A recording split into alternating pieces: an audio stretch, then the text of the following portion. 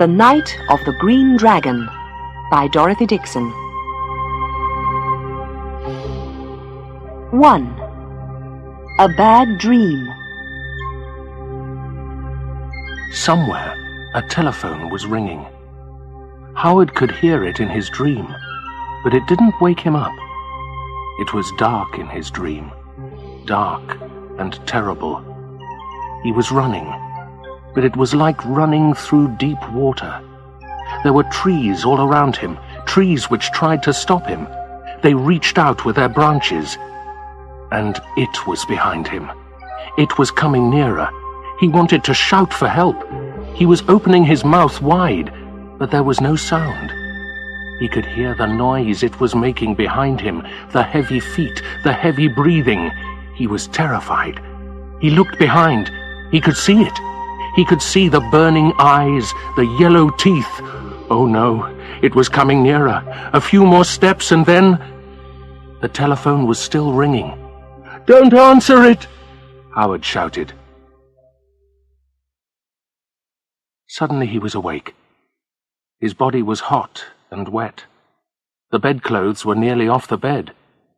He was awake and safe. It was only a dream. He tried to pull the bedclothes back onto the bed, but something was wrong. His arm felt strange. He lifted his head and looked. Beside his bed there was a metal pole. There was a tube coming from it. His arm was tied to it. He let his head fall back on the bed. Then he knew what it was. He was in hospital. But why? He was probably a patient. He was ill or hurt. Maybe he had been in an accident. He tried to think, but he couldn't remember. This happened sometimes after accidents, people said. You forgot what had happened just before, but... Howard felt cold around his heart. He couldn't remember anything. Not the accident, but was it an accident? Not the hospital, not his home, or family? Did he have a family? He couldn't even remember his name. Who was he? He didn't know. He lifted his head again and looked to the right. He was in a hospital ward, a long room full of beds and other patients, men who were sleeping or reading. At one end he could see a nurse. She was speaking into a telephone. Was that the telephone he had heard? He looked to the left, and he became still with fear. A man was sitting on a chair just by his bed. There was something in his hand, a magazine or a book. His head had fallen forward, and he was asleep. Who was he? What was he doing here beside Howard's bed? Was he a guard? The man seemed to feel Howard's eyes on him, because he lifted his head, stood up, and looked down at Howard. "So you're awake, Mr. Blake," he said, and his voice was ugly. "Have you had a good sleep? How's your head? Is it still hurting?" "Who are you?" said Howard. His voice was very quiet. "What am I doing here?" "You've had a little accident," the man said. "There's someone here who wants to speak to you." Howard closed his eyes. Yes, his head did hurt, but it hurt inside more than outside.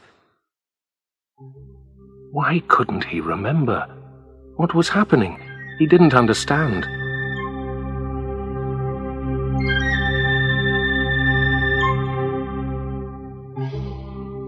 When he opened his eyes, 2 people were standing by his bed, his guard and another older person. It was a woman with brown hair and cold grey eyes, wearing a dark blue suit. They were both looking serious, almost angry. But why were they angry? Were they angry with him? They closed the curtains around his bed and came inside.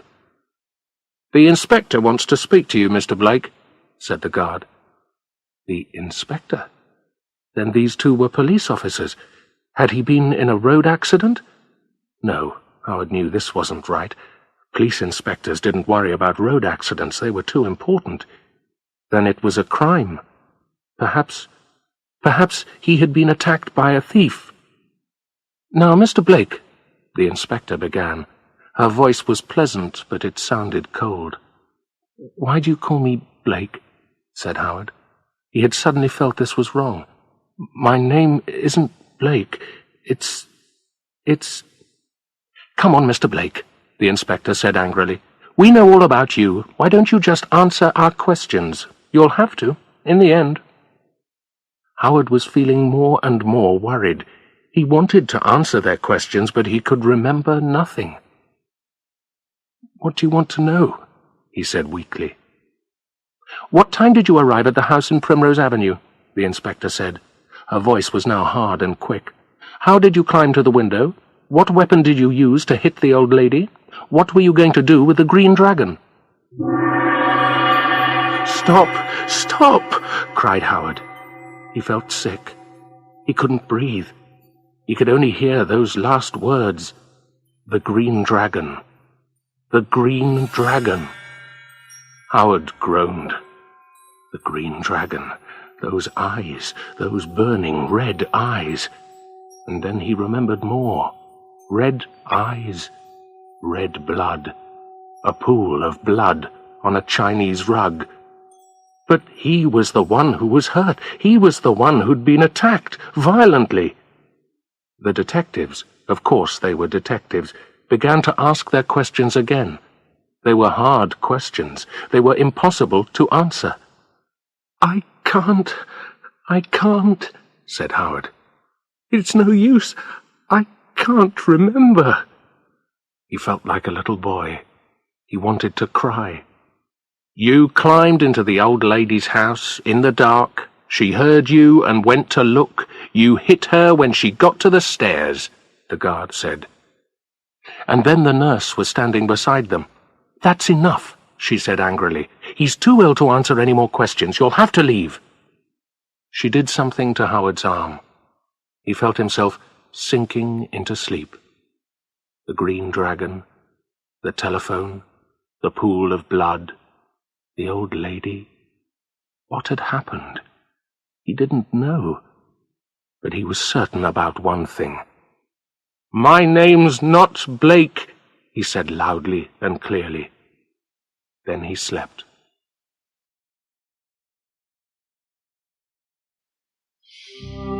Two. Escape.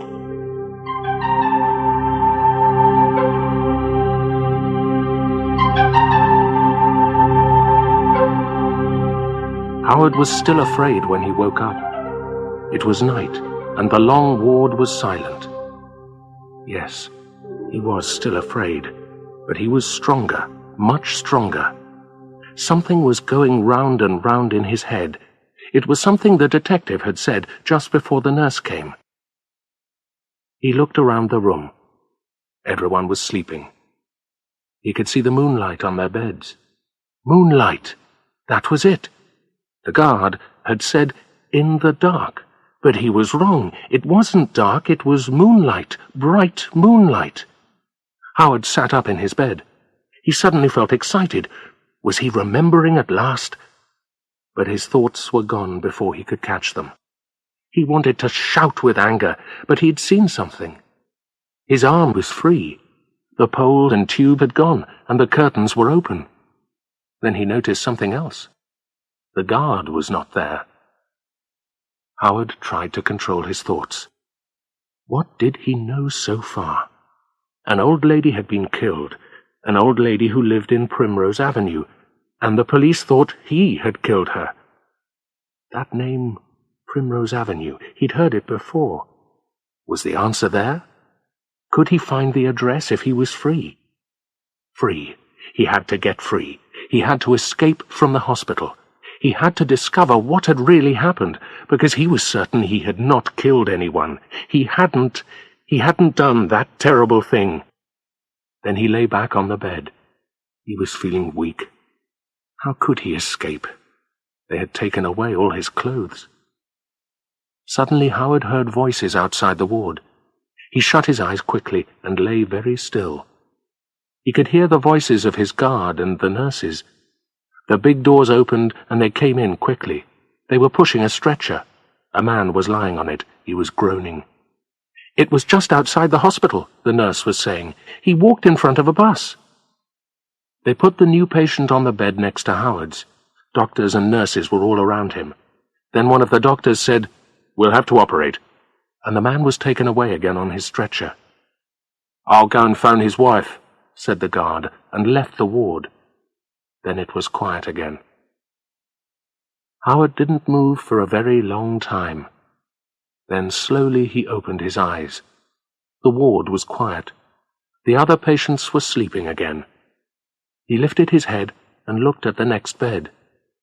The man's clothes were still on the chair by his bed. They'd forgotten to take them away. He wanted to laugh. Howard got out of bed and stood up carefully. For a moment he thought he was going to fall. He shook his head. Then he felt all right. He smiled to himself. He felt strong. He could do it. Now he knew he could do it. He could escape.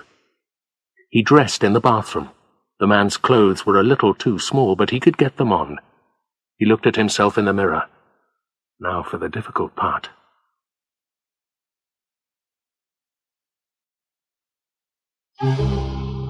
Three. Inside the old house.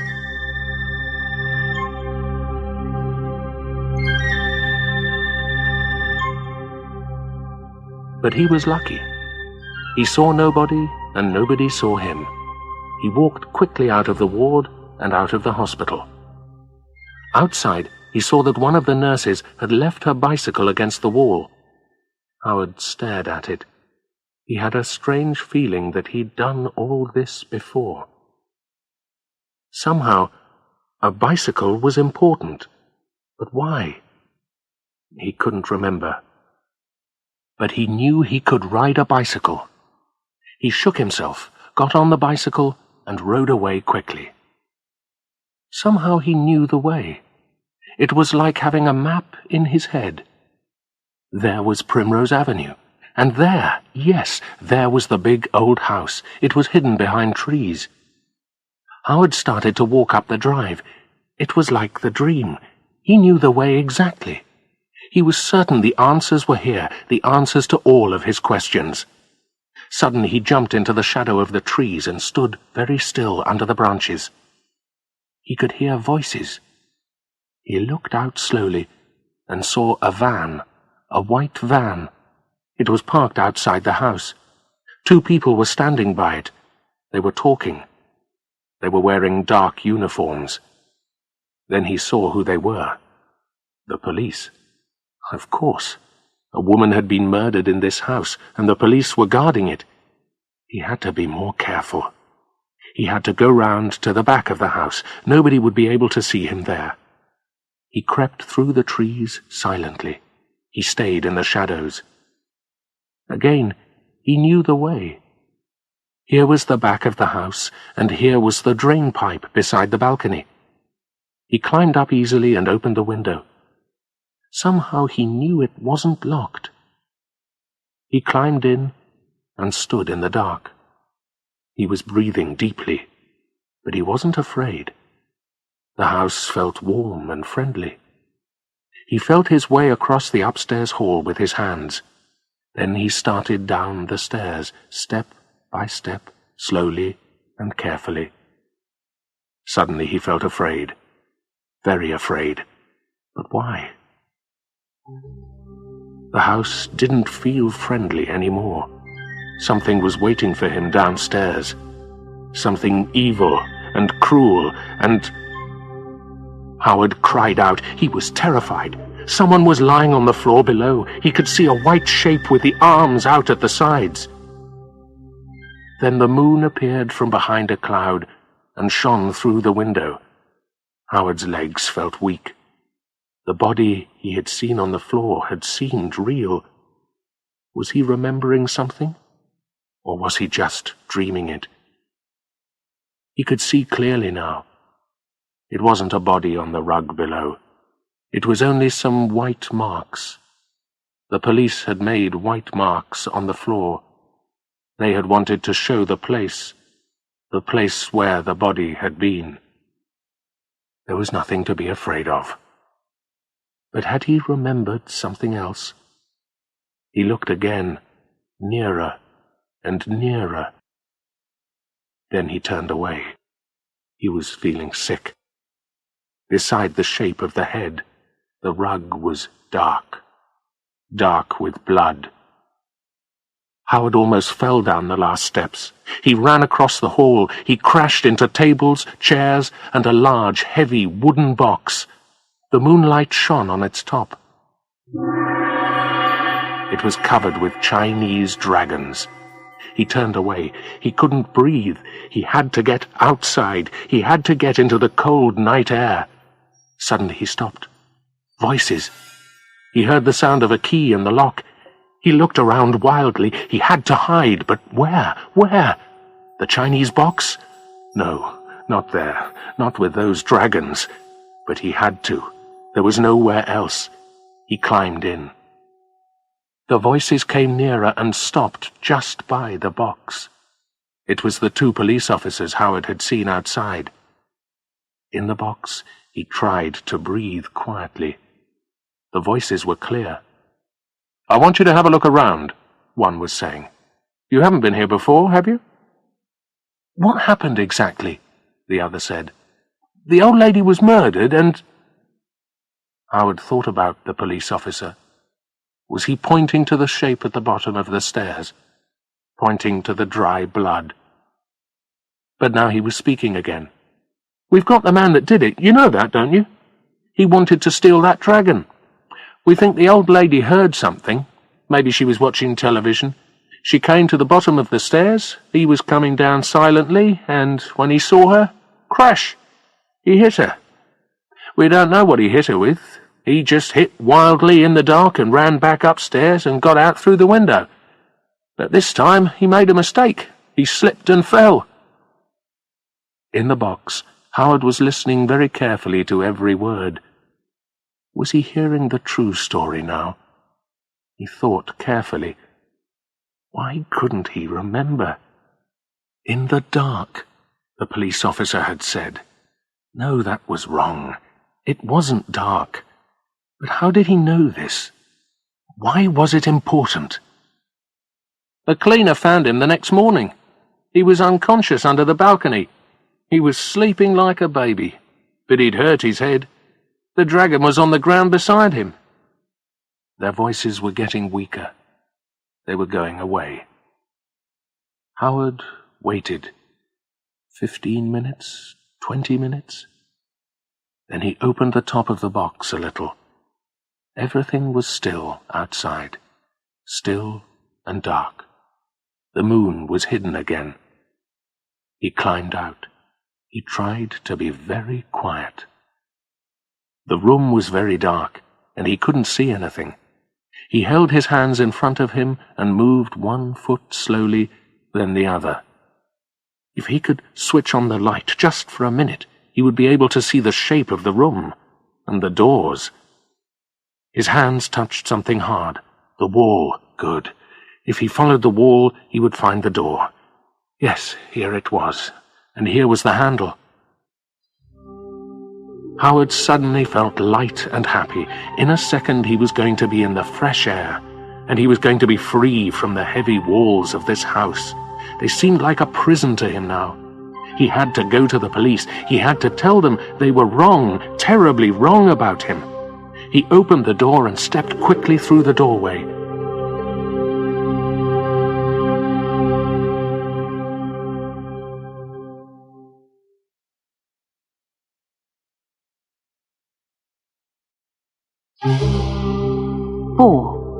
The Green Dragon.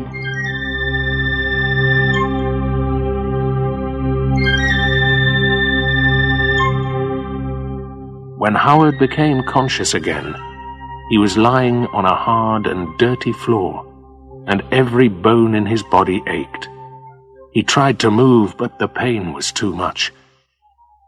What had happened? This place was darker than upstairs. Upstairs. Then he remembered.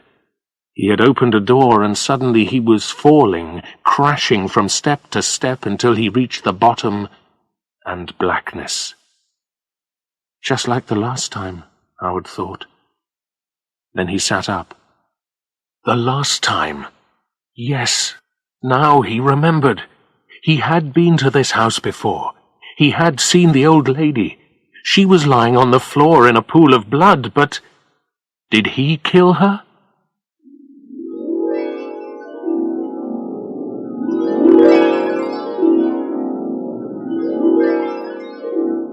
It had been about 6 o'clock when Freddie came.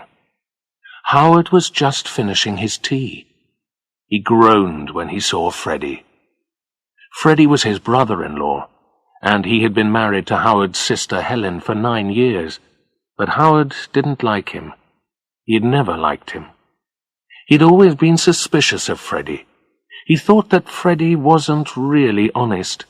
He didn't know why he thought that, but he did. It was just something about Freddie. He didn't seem to have a job, but he always had a big car and expensive clothes. Helen and the 2 children seemed to have everything they needed, but... Howard got up when Freddie came into the room. Freddie was white and nervous. He went quickly to the window and looked out. Did he think someone else was coming? "You've got to help me, Howard," he said. "I'm in trouble, bad trouble." Howard put down his teacup. "What can I do?" he said carefully. You had to be careful with Freddie. Freddie's hands were shaking when he lit his cigarette. "I need money. A lot of money." Howard started to speak, but Freddie continued quickly. I know, you haven't got any money, but you can help me." He was looking at Howard nervously. "How?" said Howard angrily. "If this is one of your wild plans, the answer is no. I'm not going to help you in any crime." "It's only a little thing," Freddie said. He put out his cigarette. "One phone call, that's all. There are some men." He looked nervously out of the window again. "What men?" said Howard. "Criminals, you mean?" "It's better if you don't know," Freddie said quickly. "They're not gentlemen." The word sounded strange when Freddie said it. "When they're angry, they're dangerous. Very dangerous. They're going to—" Suddenly Freddie covered his face with his hands. Howard saw that he was shaking and jumped to his feet. He put his hand on Freddie's arm. Maybe he didn't like Freddie, but he was his brother-in-law. Freddie looked up. He was terrified. "You've got to save me, Howard," he said. His voice was shaking. "You're the only friend I've got. If they don't get their money soon, they'll kill me." For a few minutes, he could not continue. He was too frightened. "If I'm killed, what will happen to Helen? And the children?" he whispered.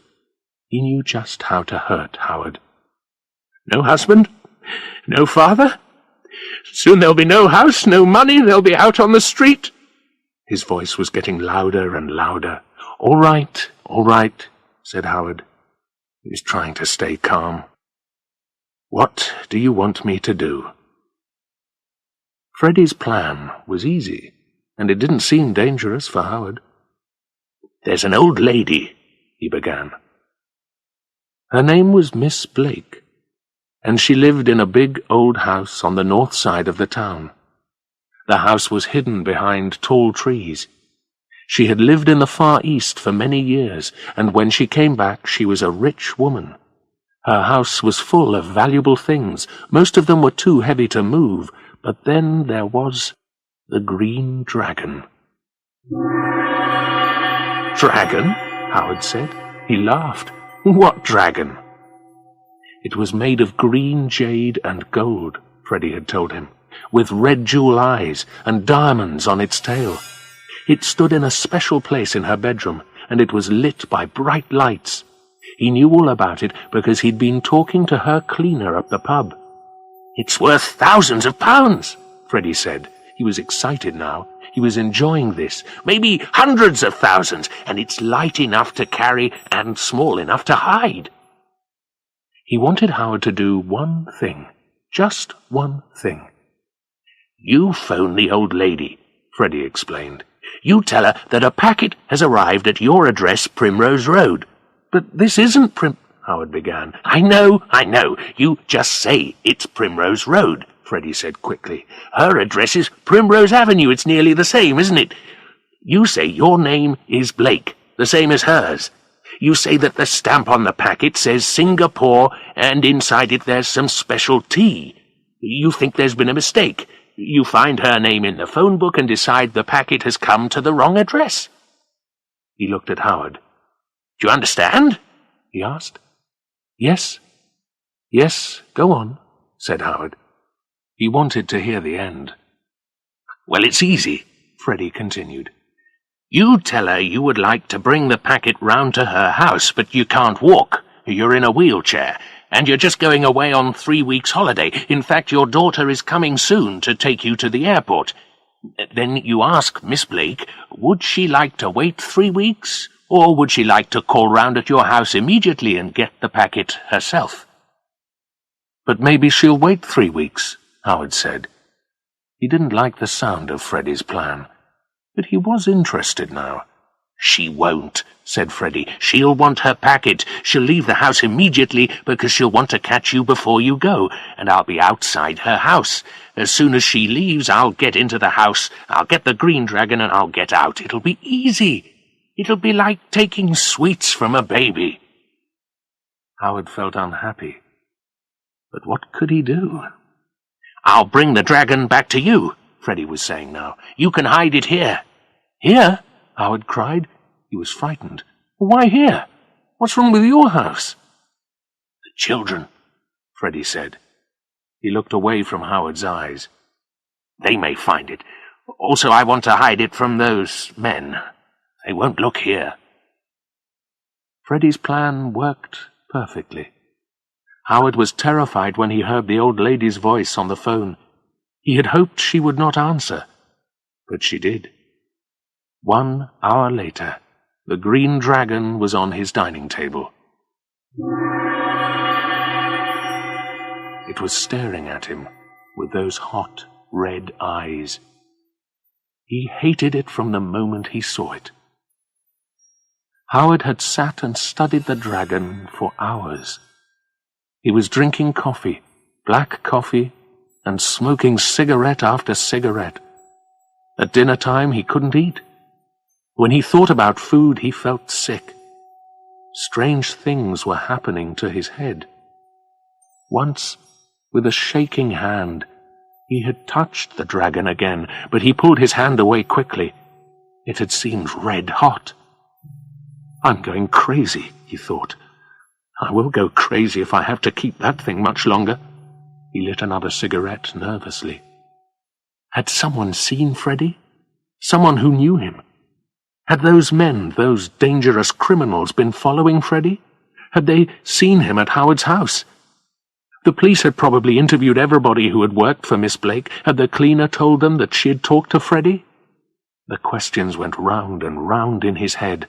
I was stupid, he told himself. Why didn't I throw Freddie and his crazy ideas out of the house? Suddenly he jumped to his feet. This had to stop. There was only one answer.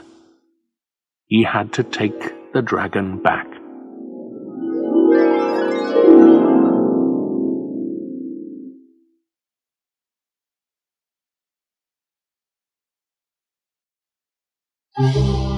Five.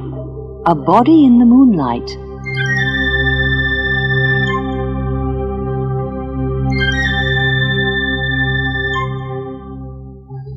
Howard lay alone in the cellar below the house. He felt tired, but he felt better because he could remember the true story. It was like living through the story again, the fears, the terrible moments, like the moment when the police stopped him. Yes, he thought, I remember.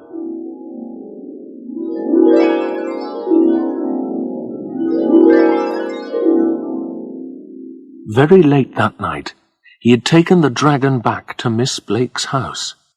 He had put it into his bicycle bag and had started to ride through the silent streets in the moonlight. Moonlight! That was unlucky. It had been dark earlier. Well, he couldn't do anything about that. He had turned into Primrose Avenue, and there was a police car. The two officers in the car were immediately suspicious of this lonely cyclist in the early hours of the morning. They stopped him and asked what he was doing. "I'm going to my mother's," said Howard. He was shaking inside. "They phoned me and said she was ill." The police officer wanted to help. "Leave your bicycle," she said. "We'll drive you there." No, said Howard. He was feeling hot and uncomfortable. My mother's house is just here, around the corner, but thank you. Thank you very much." He got on his bicycle and rode away. He heard the police car's engine. He didn't look back. The sound of the police car moved away. Howard breathed normally again. A few minutes later, he found Miss Blake's house. It looked strange and frightening in the moonlight. It seemed to be waiting for him. Was it a trap? For a moment, Howard wanted to turn back, but he told himself not to be silly. It was late. The old lady was asleep. He didn't need to be afraid. Freddie had told him that he had dressed like a window cleaner and had climbed up his ladder to a balcony. The balcony led to the upstairs hall. He had planned to break a window, but he found the window was open. Now Howard saw the same window. He had no ladder, but there was a drain pipe. He could climb it. Soon he was inside, and he was standing at the top of the stairs in the moonlight. He was looking down. He mustn't wake Miss Blake.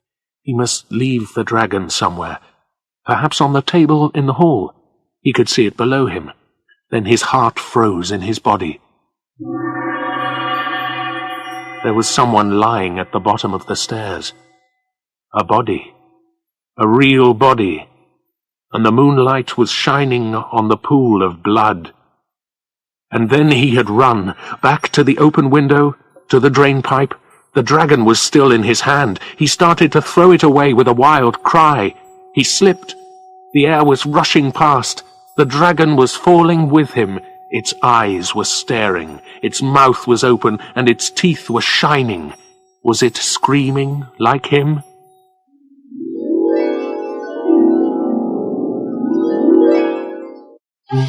Six. Guilty or not guilty?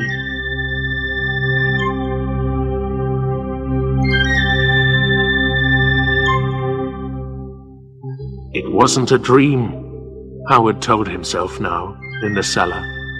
It really had happened. He had seen Miss Blake's body, but he hadn't killed her. She was already dead when he first saw her. He thought about the dragon again.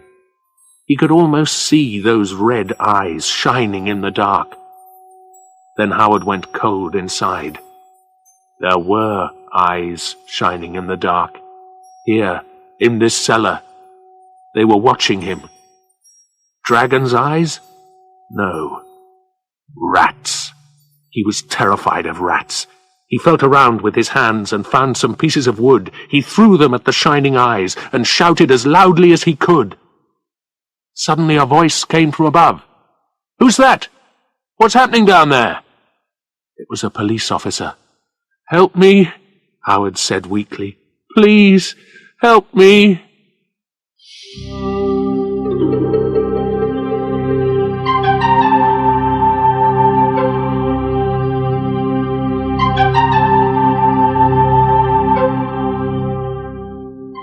Later, the inspector was sitting beside his bed. She looked serious, but happier. Howard was in hospital again, and he was clean and warm and comfortable. He was glad that it was all finished. They knew who he really was, Howard Thompson. They weren't calling him Blake anymore. Howard told them everything. Well, nearly everything. He couldn't say anything about Freddie. He was thinking of his sister Helen and the children. He didn't want to hurt them. "Yes, I stole the Green Dragon," Howard told the inspector. "I tricked the old lady with my story about a packet of tea, and she left the house." "Oh, yes?" said the inspector, and stared at him. "We found a note. Miss Blake left it by the telephone. It said, 'Mr. Blake, Primrose Road.' Your story isn't quite true, is it? You tricked the old lady, yes, but she let you into the house that evening. She didn't leave the house, and when she tried to stop you from taking the dragon, you— No, no, that's not true. It was afternoon, not evening." Howard had to stay calm. He had to say he was the thief, not Freddy. He spoke slowly, carefully. "She left the house in the middle of the afternoon. I went in and stole the dragon. That's what happened, Inspector. I didn't kill her. I couldn't kill anyone. She was already dead when I saw her for the first time." "Already dead?" the inspector said quickly. "Yes, Howard saw that he'd made a mistake. He had to explain. "I went back that night," he said. "You went back?" The inspector didn't believe him. "Why did you do that?" "I wanted to return the dragon, Inspector." The words sounded weak and stupid. "I was afraid of it. I don't know why, but it terrified me." "Oh, yes," said the inspector again, and looked hard at Howard with her cold grey eyes. She was silent for a long time. Howard tried to think of something. What could he say? He had to show the inspector that he was not guilty of murder, but he could not find the right words. "I suppose it's just possible," the inspector said. "Perhaps the old lady went upstairs that evening and found the dragon was missing. Then perhaps she rushed to the telephone for help and fell down the stairs and hit her head on the hall table at the bottom." Yes, said Howard. "That's it. She was killed by her fall. Don't you see, Inspector, I didn't kill her." The inspector was still looking at him suspiciously. Howard thought hard. Somewhere there was an answer. "But you were there," the inspector was saying. "You say you went back to the house that evening. You were in the right place at the right time, weren't you?" "Time?" Howard sat up and smiled. "What time, Inspector?" he said. He was excited now. "What time did Miss Blake die?" "The doctor says it was about 8 o'clock in the evening," said the inspector. "When it was dark," said Howard. "When it was still dark, before the moon had risen. But I was seen near her house in the moonlight at 2 o'clock in the morning. If I was a murderer, I wouldn't go back there, would I, Inspector?" "Who saw you?" said the inspector, still suspicious. "Friends of yours? I don't think I'm going to believe any friends of—" "You'll believe these people, Inspector," said Howard quickly. "2 police officers in a police car saw me in Primrose Avenue. Right place, right time, Inspector." Howard felt pleased with himself. He lay back on the hospital bed and smiled. But the inspector hadn't finished. "I've got something here. I want you to see it," she said. She opened a box beside her chair and lifted something out. Howard's face went white. The inspector was holding the green dragon in her hands. "It doesn't look very important, does it?" she said. The inspector was right.